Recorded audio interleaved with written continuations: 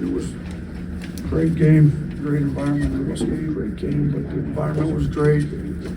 Auburn was ready to go. We weren't.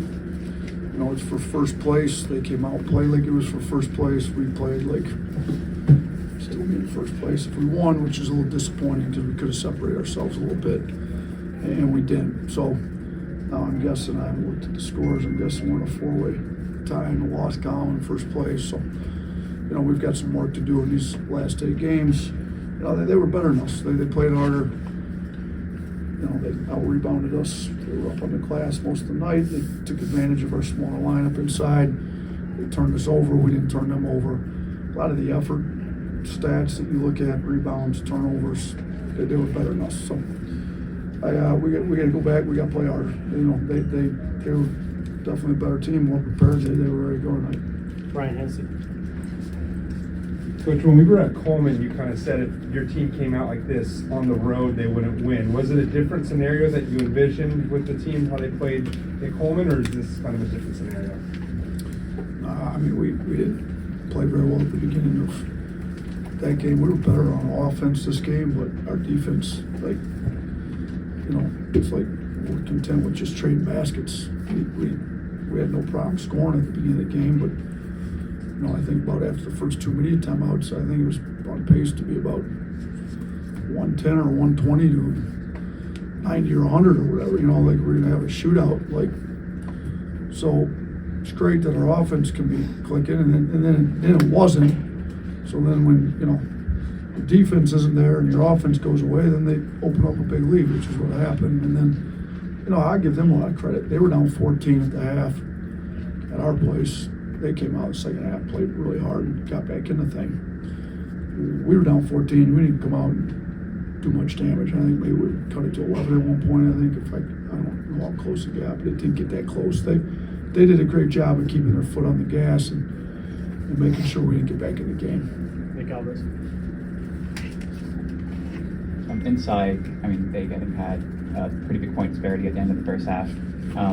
Is that an effort issue for you guys, or is there kind of something schematically that you guys need to get back and find? I mean, look, we you know, we didn't want to double because I saw the teams that doubled, gave up a bunch of threes to them. In hindsight, as bad as we lost, maybe we should have doubled more, and you know, and then tried to rotate around and try to take the three away.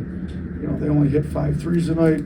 Problem is they went to the free throw line 50 times and shot 50 free throws, and they're bigs. 9 for 10, 9 for 11 between their starting 4 and 5 and Williams and Broom, and they're both good. They're 2 of the better. I mean, they may have the best front court. You look at a 4 and a 5 in the league, and we didn't do a very good job of it. You know, and part of it's we started small and they punished us, and we could have a better answer for it if we're going to continue to start small like that. Yeah, Coach, we saw you guys have a season-high 32 fouls tonight, and there's been a bit of foul trouble all season. So what can you guys do going forward to limit the amount of fouls? We got to be more disciplined. Some of them are just bad fouls. We got to stand in front of the ball better. You know, guys get beat, and they're fouling after they get beat. We got to do a better job in the post. Some of our guys just aren't fouling. Scouting report stuff, like tell you what the guys can do, and do exactly what they tell you they're going to do, and we don't do a very good job guarding it. So I mean, there's multiple reasons we, you know, some of it's effort. I mean, the team that plays harder sometimes fouls less because they're in position and they're where they're supposed to be. And when you're a step late and you're not where you're supposed to be, you end up fouling. Blake. Yeah, Coach, you talked about the size mismatch and how they kind of took some advantage of that. Was that something you anticipated them being able to do, and did you ever think about going with bigger lineups to combat that? Was the thought process there?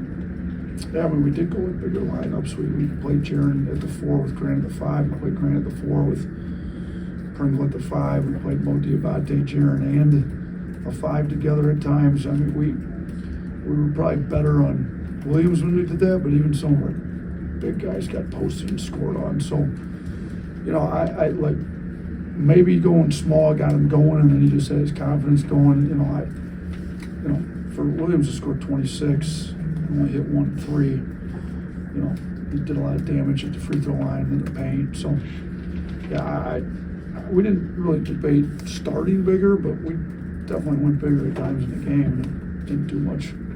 Nick Kelly.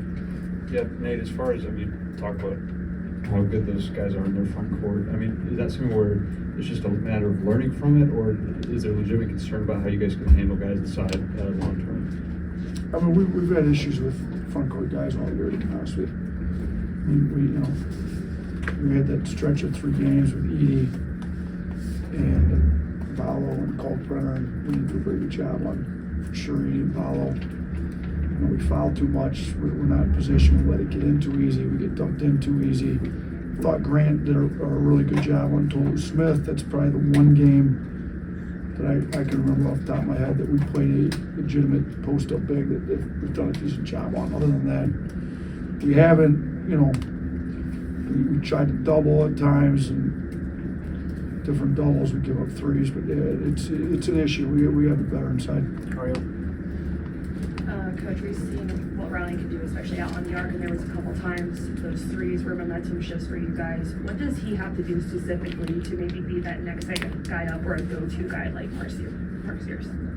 Yeah, I mean, he shot it well both games against them. So, you know, he had the one drive tonight that he scored off of. He got to be able to get downhill when they press up into him a little bit more. You know, and again, like, he's small at the 4.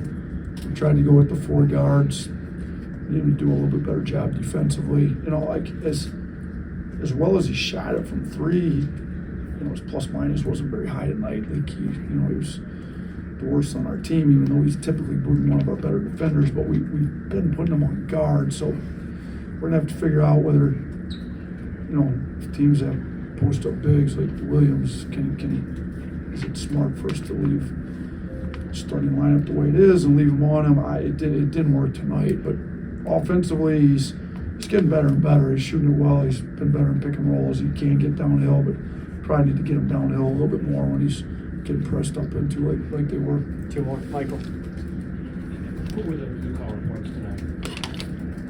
They beat us by 25. We had it charted at 96.5 to 71.5. We almost had 120. I think we had 118 against Mississippi State. So we had almost half of what we had last game. So we didn't play hard enough. We had multiple guys that played enough minutes that had, you know, 1.5, 2. So it's not 3. Like, you know, guys that played 30 minutes had 3 blue collar points. We didn't play hard enough tonight.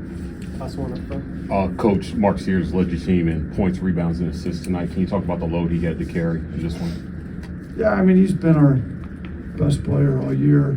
You know, it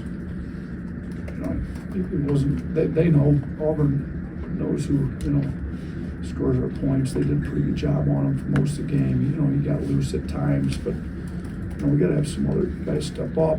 We got to have, you know, some other guys rebound it better. You know, he did play almost 37 minutes, so he was in there more than everybody to get more rebounds, but got to have some other guys be able to make some plays, maybe play him off the ball a little more. And honestly, we need Mark to play better defense. Like, we're not going to be able to win at the level we're used to winning at around here if he's not better for us on defense. But we do need some guys to step up and help out on offense a little bit more. Thank you, Coach. Thanks, Thank everyone. you. Thanks.